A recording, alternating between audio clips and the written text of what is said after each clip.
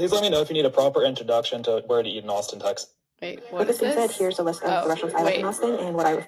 This is Airchat. This is the newest thing to hit Silicon Valley, taking us by storm. It is voice notes for Twitter. And today I'm going to talk about a few observations from anonymity to mental models to immediate benefits to the question of the theory of connection. So here we go.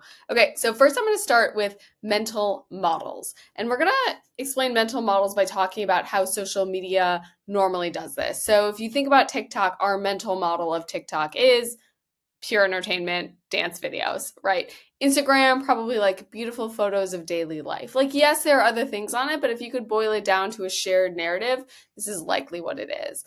I would say, and forgive me for the words, I would say probably Twitter is like intellectual masturbation, right? People sharing their points of view on things, talking to each other. Clubhouse, we could argue, very interesting, maybe interest-based connection where you're talking about certain topics. And the ultimate is Be Real, which is a very real way to get people to do the exact thing you want them to do by saying, take a picture of the thing you're doing right now. And so Be Real is a connection between friends revealing what they are doing right now.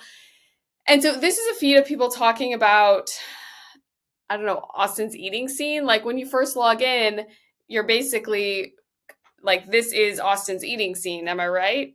Was it Lynn's or Key? They're talking about Austin's eating scene. I had to send it back twice. Okay.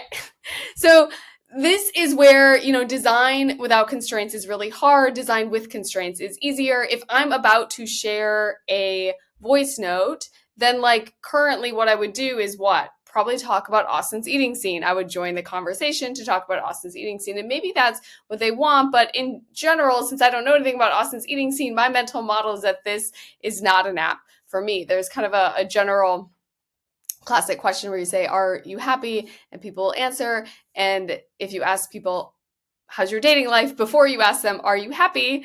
The answer for single people changes, right?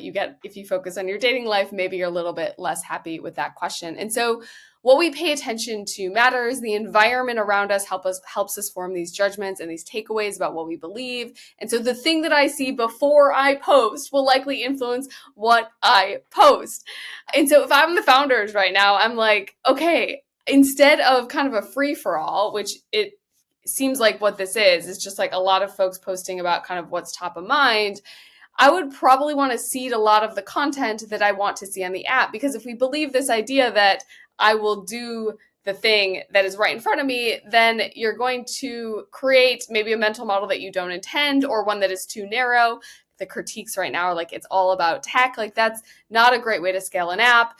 And so in general, kind of the mental model idea is probably a thing many companies could work on. And it really starts at day one, right? I'm not going to come back in 3 weeks and be like, oh, let me reevaluate what my mental model is of this app. I'm kind of like, these are random people talking about things I may not be able to engage in.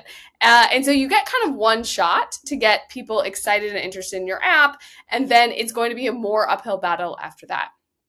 Okay, the second thing I would say is when you're building an app or a product or a new feature, we always think about as behavioral scientists, the thing you want people to do. So what do you want them to do? And so when I posted my first voice note, and I spent a lot of time on it, like 10 minutes, like how are these people spending so much time on this? But I spent 10 minutes on it. I thought about it and then I posted it.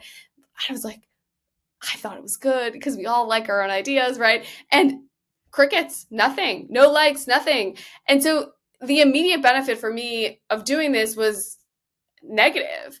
NextDoor has hacked this. They've hacked this in a very creative way. They ask you to do an intro right when you join the platform, and then their algorithm promotes that intro. So most people are getting lots of likes on their first post. So good, an immediate benefit for engaging with the platform. And like, it probably works, right? NextDoor, for as much as we can critique it, is a platform where there's high engagement from lots of people, even if you may not like the content. Okay, and so the thing that I would say I do like about this app is really the voice. So I'm a voice note person, right? Like I'm sending voice notes to our team. Our team is doing it. My voice notes could like hit 5 minutes. You know who you are if you also have the 5-minute voice note.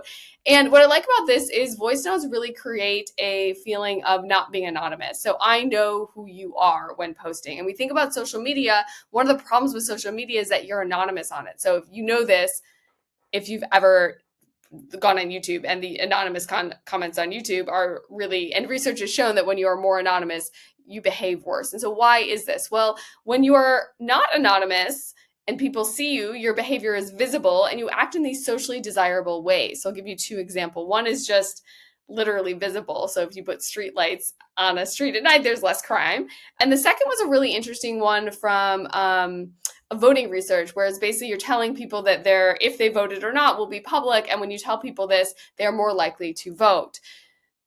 So the idea here is that when our behavior becomes more visible, and what is more visible than my voice, right? Even this little interaction that we're having right now, my face is visible. I'm not going to say something rude or mean because I am acting in this socially desirable way, what I think other people may want to see. You tell me. And so in general, this is good for social media, to have people act in socially desirable ways.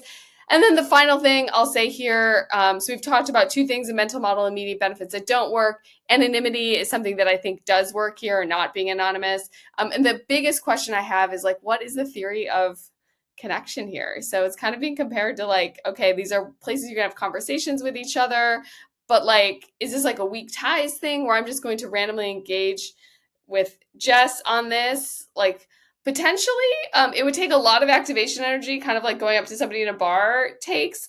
We're not at just a text, because it's less anonymous. You have more activation energy, more barriers. It's cognitively demanding to do this. Like when I'm about to post, like it feels high stakes. And so the theory of connection here, really is that people really have to opt in. It's like I'm going up to you at a bar, I'm making a bid, and we really hope the person responds to the bid. And so maybe that's some of the theory of connection, is really kind of like, how do you get that back and forth so people feel literally heard?